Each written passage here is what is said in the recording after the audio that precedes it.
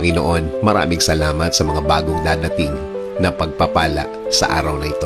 Mga pagkakataon na nawala sa akin dati. Alam kong ibibigay mo na naman sa akin ang mga nawalang chances na dapat kinuha ko at dapat kinamit ko. Alam ko, Lord, na Ikaw ang God of second chances.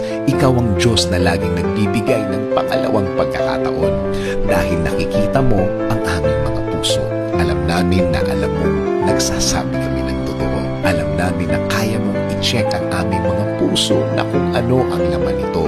Panginoon, maraming salamat sa lahat ng ginagawa mo para sa akin. Maraming salamat sa lahat ng biyaya na bigay mo sa akin. Maraming salamat dahil alam kong tutulungan mo na naman ako.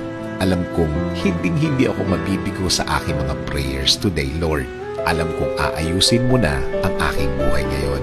Alam kong darating na ang mga solusyon sa aking mga problema ngayon. At alam kong kapag sa iyo nanggaling ang solusyon, hindi na ito manganganak pa o madaragdagan pa ng mga problema ulit. In Jesus' name I pray. Amen.